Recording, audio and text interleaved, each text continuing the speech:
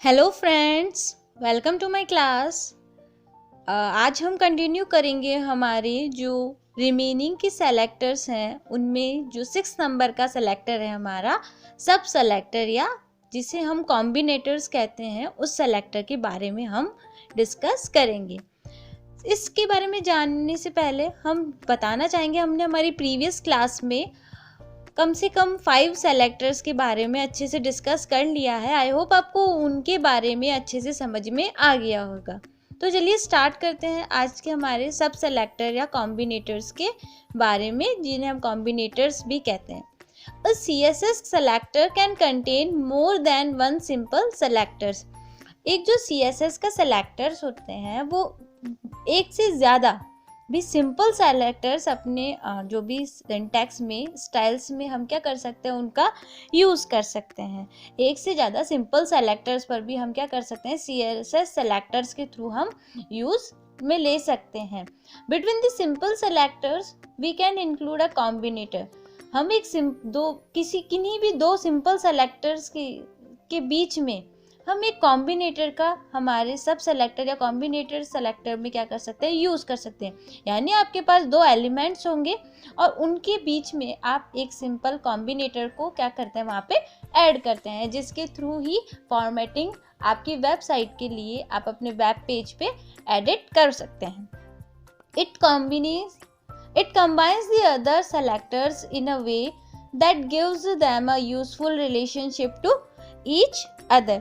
यह क्या करता है, जो भी आपके एक दूसरे से रिलेशनशिप मैनेज करने के लिए, यानी ईच अदर रिलेशनशिप, एक से दूसरे एलिमेंट्स पर रिलेशनशिप मेंटेन करने के लिए हम कॉम्बिनेटर्स का हमारे CSS की स्टाइल में यूज़ में लेते हैं।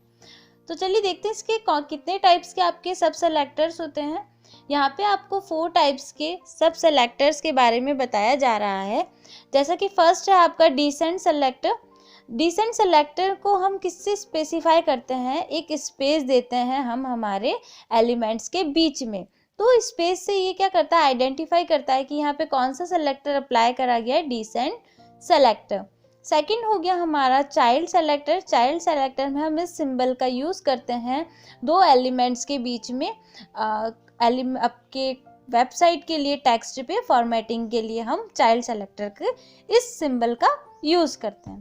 थर्ड आता है हमारा एडजेसेंट सिबलिंग सेलेक्टर, जिसमें कि हम इस प्लस वाले सिंबल का यूज़ करते हैं हमारे किसी भी टेक्स्ट पे एडिटिंग के लिए, फॉर्मेटिंग के लिए हम प्लस सिंबल का यूज़ करते हैं। इन सब के बारे में आपको जब आगे वीडियोस देखेंगे तब आपको अच्छे से समझ में आ जाएगा, बट आपके लिए इम्पॉर्टेंट है कि इन्हें याद रखना कि कितने टाइप्स के आपके कॉम्बिनेटर्स होते हैं और उनमें कौन कौन से सिंबल्स का यूज़ किया जाता है।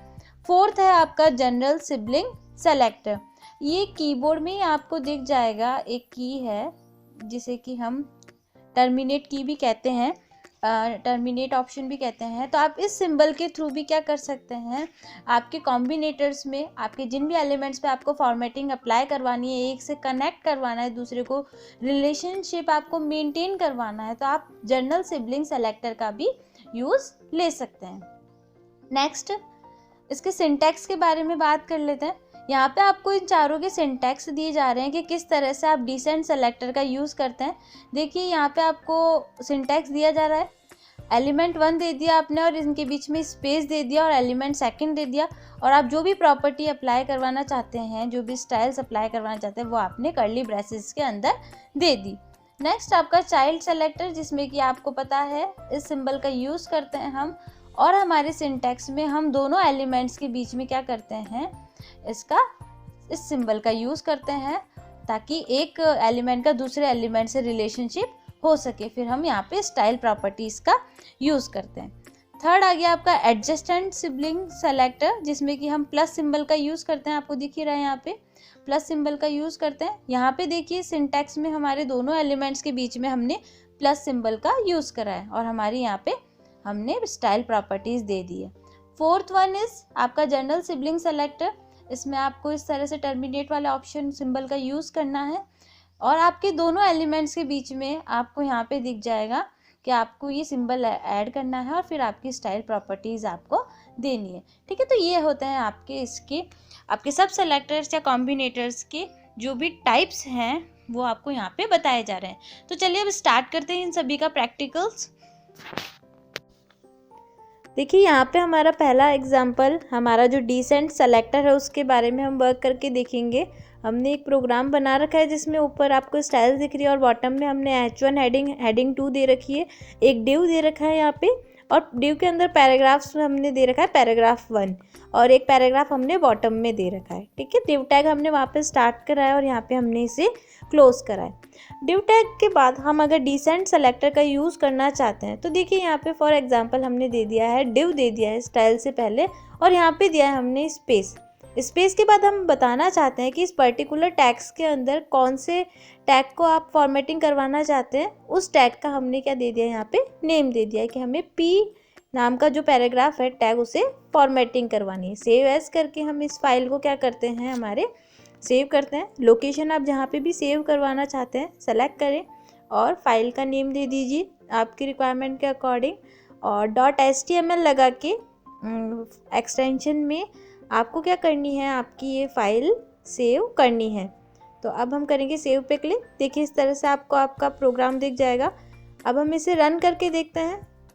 ये हमारी वो फाइल है जो हमने बनाई थी। ओपन विथ, जिस भी ब्राउज़र में आप ओपन करना चाहते हैं। देखिए इस तरह से आपको आउटपुट दिखेगा कि आपने पैराग्राफ 1 जो था उस पर फॉर्मेटिंग करवाई है, किसी पर्टिकुलर पेरेंट टैग के अंदर किसी चाइल्ड टैग पर आपने इस तरह से फॉर्मेटिंग करवाई है। ये होता है आपका डिसेंट सेलेक्टर। एक और एग्जांपल हम डिसेंट सेलेक्टर का हमारे प्रोग्राम पर करके देखते हैं। डिव आप जानते हैं क्या करता है, एक आपके पैराग्राफ में एक बॉक्स में आपके टेक्स्ट को शो करवा देता है। तो अभी तो आपने पैराग्राफ पे ये डिव सेक्शन के थ्रू, डिव टैग के थ्रू आपने फॉर्मेटिंग अप्लाई करवाई थी। अब अगर हम चाहते हैं, ये तो एक एग्जांपल है, आप जिस भी टैग का यूज़ करना चाहते हैं उन पे फॉर्मेटिंग करवा सकते हैं। मान लीजिए मैंने डिव टैग को यहाँ से हटा दिया और मेरी जो हेडिंग फर्स्ट दी है उस पर मैंने क्या अप्लाई करवा दिया, डिव टैग को यूज़ करवा दिया। ठीक है, डिव टैग मैंने यहाँ बॉटम से रिमूव करके टॉप में ऐड करवा दिया है जहाँ पे मैंने हेडिंग फर्स्ट दे रखी है। ठीक है, यहाँ पे एक उसका एंगुलर ब्रैकेट्स यहाँ कॉपी में रह गया था, यहाँ पे हमने एंगुलर ब्रैकेट्स लगा दिया। और इस तरह से अब क्या करेंगे, हम हमारी फाइल को वापस सेव करने से पहले, देखिए पहले हमने पैराग्राफ दे रखा था कि डिव में आप किसको फॉर्मेटिंग करवाना चाहते हैं, पैराग्राफ को। अब हमने यहाँ दे दिया है H1 करके सेव करेंगे और अपने ब्राउज़र विंडो को रिफ़्रेश करेंगे तो इस तरह से आपको आउटपुट शो हो जाएगा। अब हम वर्क करके देखते हैं हमारे सेकंड सेलेक्टर पे, जो कि है हमारा चाइल्ड सेलेक्टर। बट उससे पहले देखिए यहाँ पे मैंने एक लिस्ट क्रिएट करी है। OL और LI के थ्रू, UL के थ्रू मैंने एक लिस्ट क्रिएट करी है जिसका आउटपुट मुझे इस तरह से शो हो रहा है। अब हम क्या करेंगे, यहाँ पे हम चाइल्ड सेलेक्टर का यहाँ पे यूज़ करके देखेंगे। चाइल्ड सेलेक्टर का जैसे मैंने प्रीवियस वीडियो में थ्योरी इसके बारे में बता दी है। अब हमने क्या लगाया है, यहाँ पे OL के आगे चाइल्ड का जो हमारा सिंबल है वो लगाया है, और हमने यहाँ पे दिया है LI के लिए कि OL की जितनी भी चाइल्ड कैरेक्टर्स हैं, LI हैं, उन पर क्या हो जाए, फॉर्मेटिंग हो जाए। यानी हमने ऑर्डर लिस्ट में क्या कर दिया है, ऑर्डर लिस्ट की जितनी भी लिस्ट हैं उन्हें टारगेट कर लिया है। अब हम इसे सेव करके अगर रन करते हैं तो देखिए ऑर्डर लिस्ट में जितनी भी लिस्ट थी उन पे फॉर्मेटिंग हो गई है। ऑर्डर लिस्ट के नंबर 1, 2, 3 पर क्या शो हो रही है, अब हमें फॉर्मेटिंग की हुई शो हो रही है, जो कि हमने हमारे स्टाइल टैग्स में डिफाइन करी है। नेक्स्ट हम एग्जाम्पल करके देखेंगे हमारा एडजेसेंट सिबलिंग्स सेलेक्टर के बारे में। देखिए एडजेसेंट सिबलिंग सेलेक्टर होता है वो सिंपल सेलेक्टर्स है जो कि क्या कंबाइंस करते हैं, आपके दो सीक्वेंसेस को कंबाइन करके आपके फॉर्मेटिंग अप्लाई करते हैं। यहाँ पे हमने H1 प्लस P करा है, यानी H1 के बाद जहाँ पे भी P पैराग्राफ मिलेगा वहाँ पे ये फॉर्मेटिंग अप्लाई कर दी जाएगी। ठीक है, इस पे हम सेव करके इसको ब्राउज़र विंडो पे रन करके देखेंगे तो हमें इस तरह से हमारा आउटपुट शो हो जाएगा। ये सेलेक्टर तभी वर्क करते हैं जब आपके दोनों एलिमेंट एक दूसरे के जस्ट बाद में हो, फर्स्ट एलिमेंट के जस्ट बाद में आपका सेकंड एलिमेंट हो, तभी आपका ये सेलेक्टर वर्क करता है। नेक्स्ट हम बात करते हैं, हमने अभी प्रोग्राम बनाया था हमारा एडजेसेंट सिबलिंग सेलेक्टर वाला कि जस्ट हेडिंग के पास वाले एकदम पास में होना चाहिए तभी फॉर्मेटिंग यहाँ पे अप्लाई की जाएगी। तो उसी का एक एग्जांपल यहाँ पे हम करके देख रहे हैं। हमने यहाँ हेडिंग फर्स्ट और हेडिंग 2 दी है और हेडिंग 2 के जस्ट बाद में पैराग्राफ दिया है। ठीक है, अब आप देख रहे हैं ऊपर हेडिंग 2 प्लस जो भी पैराग्राफ्स होंगे। अब जहाँ पे भी आपको हेडिंग 2 के बाद पैराग्राफ मिलेगा वहाँ पे आपकी फॉर्मेटिंग क्या हो जाएगी, चेंज हो जाएगी। लास्ट हमारा सब सेलेक्टर्स में आ जाएगा हमारा जनरल सिबलिंग सेलेक्टर्स। जैसा कि आपको ऊपर टॉप में दिख रहा होगा, हमने क्या दे रखा है, हेडिंग 2 के बाद सिंबल का यूज़ करा और पैराग्राफ वहाँ पे टैग को यूज करा है। अब हमारा ये सेलेक्टर क्या करता है, जहाँ पे भी हेडिंग 2 के बाद जितने भी पैराग्राफ्स होंगे वहाँ पे हमें क्या मिल जाएगी, फॉर्मेटिंग मिल जाएगी। देखिए यहाँ पे हेडिंग 2 के बाद 2 पैराग्राफ हैं और नीचे वाले हेडिंग 2 के बाद 1 पैराग्राफ है। अब हम इसको सेव करके इसका आउटपुट देखते हैं तो देखिए जहाँ पे भी हेडिंग 2 के बाद हमें जितने भी पैराग्राफ मिल रहे हैं उन पे सेम फॉर्मेटिंग अप्लाई हो रही है। आई होप आपको आज की वीडियो में सब सेलेक्टर के बारे में समझ में आ गया होगा। नेक्स्ट वीडियो में हम लास्ट जो सेलेक्टर है हमारा एट्रीब्यूट सेलेक्टर, उसकी बारे में डिस्कस करेंगे। तो thanks for watching my video. Thank you once again.